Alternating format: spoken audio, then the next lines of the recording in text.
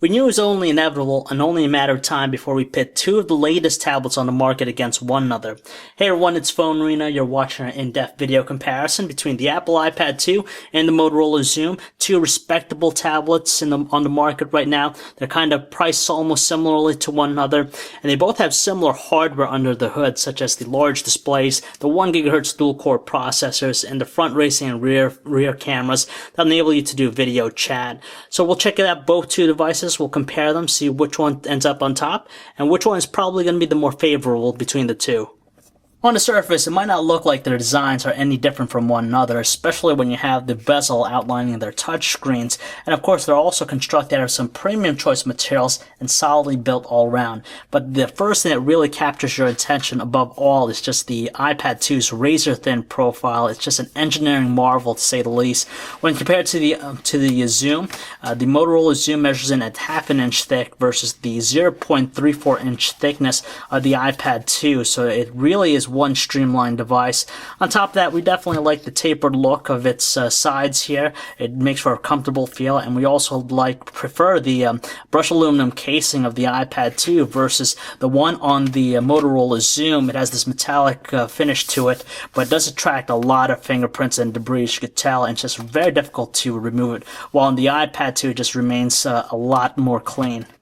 The Motorola XOOM actually has the larger display between the two tablets here. It sizes up at 10.1 inches versus the 9.7 inch display of the iPad 2. It also has the higher resolution at 1280 by 800 pixels as opposed to the 1024 by 768 resolution of the iPad 2. Now, even though it does boast the higher resolution, stuff like reading out the tiniest of text here, you're not going to notice too much of a difference. The clarity and detail is going to be almost identical to one another, so you're not going to have any problems with viewing whatever's on screen. But when it comes to color output, the iPad 2's IPS display seems to shine a lot better. You definitely notice it with darker colors. It just looks a little bit more rich versus the smokier tones with the Motorola XOOM. Both have front-facing cameras to allow you to easily shoot self-portraits and even do video chat. With the iPad 2, it's a VGA camera, while on the Motorola XOOM, it's a higher 2-megapixel camera. Although it still relies on touch buttons with the Motorola XOOM, as you can tell here in the system bar, we rarely accidentally press them, but we still like the fact that the single springy home button of the iPad 2 pretty much eliminates any accidental presses. Unfortunately, we're not fans with the Motorola XOOM's volume rocker. It's just very difficult to feel out. They're very tiny in size. When you compare that to the iPad 2, it's definitely the more preferable between the two, just because it has a distinguishable feel. When it comes to connectivity ports, we definitely like the ones found with the Motorola XOOM just because it's a little bit more traditional. You've got the micro USB port there for data connection. If you need to connect the power source, unfortunately you got to rely on the proprietary jack here. Whereas on the iPad 2, it utilizes the same old 30-pin connection port right there. But if you want to output video, you got to purchase an optional accessory to do that. Where on the Motorola XOOM, you could rely on the micro HDMI port right there to do it. Now, we actually like the feel and location of both the dedicated power buttons of both devices. The iPad 2 is a little bit prominent while it's recessed a little bit with the Motorola XOOM, but it's located in a convenient spot and they both have a really good response when you press them down. Yet another advantage with the Motorola XOOM is that it packs stereo speakers. You have a left and right one, where on the iPad 2 it's only a single one which is located towards the back.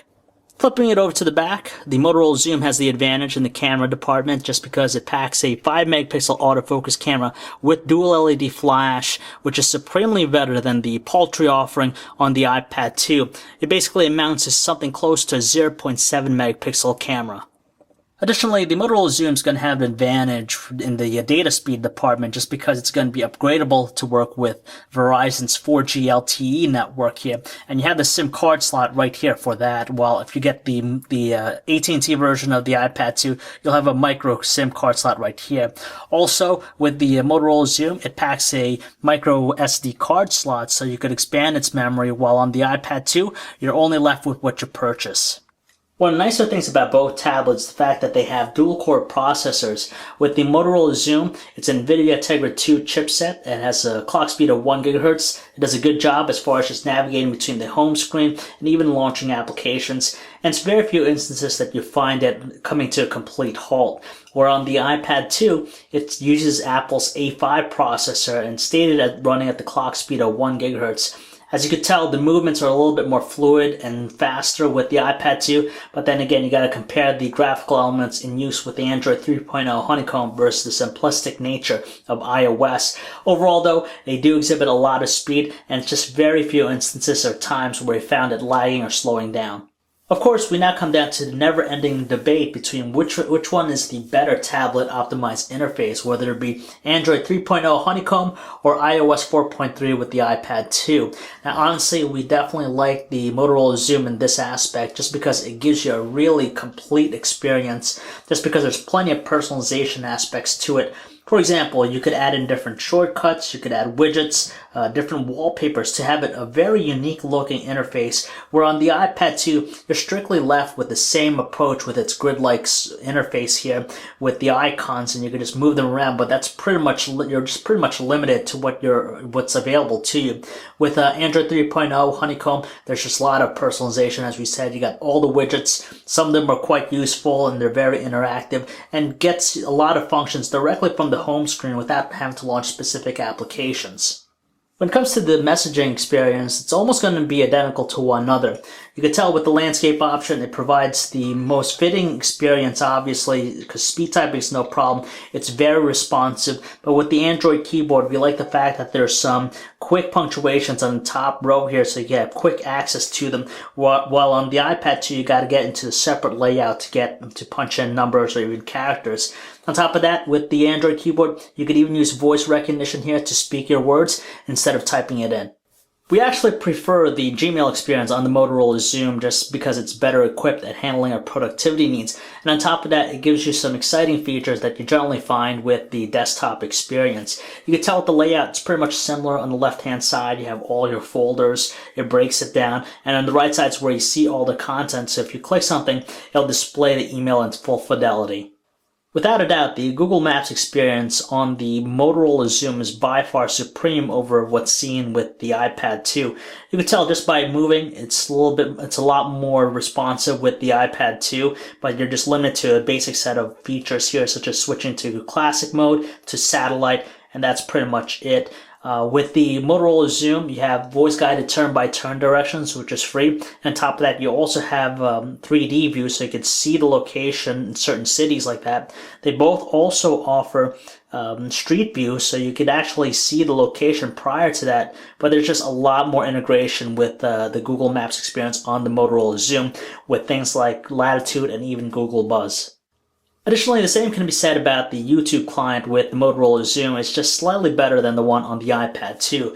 You can tell with the layout here, it's going to be almost similar. You have the content playing at the top. At the bottom is you have the description. You have even access to related videos, and you'll have even the ability to read the comments with it, which is very nice. But with the iPad 2, you got to connect to Wi-Fi in order to watch high-quality videos. While on the Motorola XOOM, you could connect to 3G and still watch either low quality or high quality.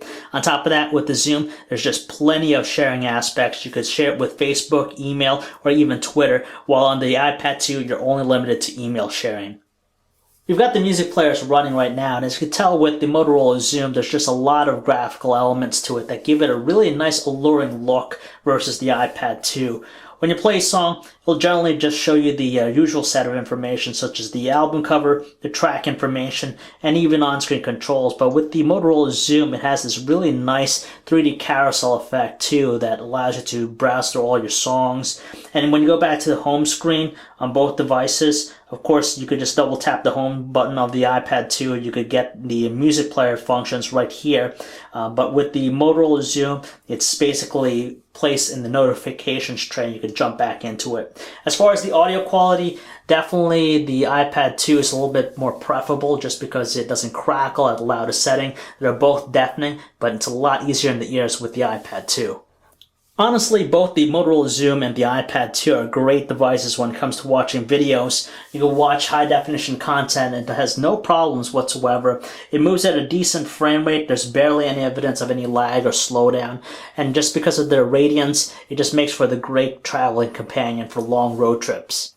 Heading into it, we kind of knew already which device is going to excel in taking photos, and this shot right here is a good indication.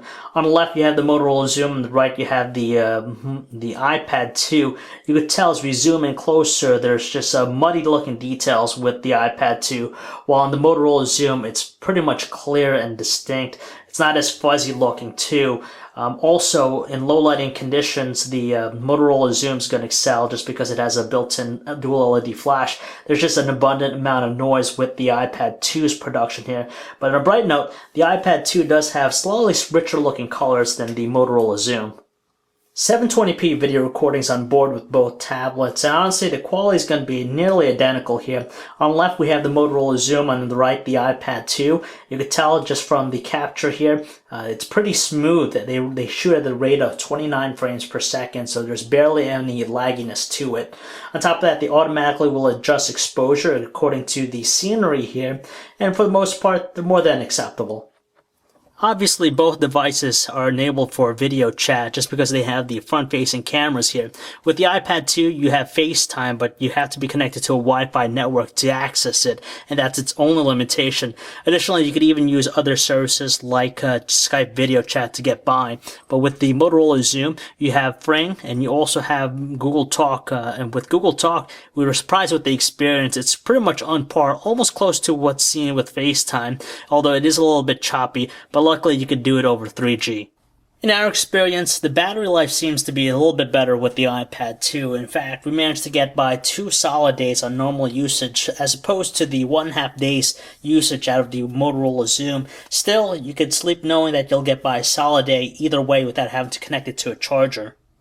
Finally, the last thing to complete the puzzle is, of course, pricing. With the Motorola XOOM, it's set to $800 no contract, and that's for the 32GB version. Conversely, with the iPad 2, there's the 32GB 3G version, which is priced at $730, so there's a $7 difference between the two. It's kind of justified with the Motorola XOOM just because you have the upgrade to a 4G LTE connectivity down the road with its modem. You also have the better cameras, both the front and rear, so you have a 5-megapixel autofocus camera and also a 2-megapixel front-facing one here. But aside from that, the biggest thing for us is the experience. Granted that we like the slim profile of the iPad 2, and it's by far the first thing that attracts us to either device. The experience, though, is not as uplifting versus Android 3.0 Honeycomb. There's just a lot of innovation found with it, and it's very useful too. And at this point, iOS is a little bit starting to show its age, and you could tell it by things like the notification systems and just the lack of personalization on the home screen.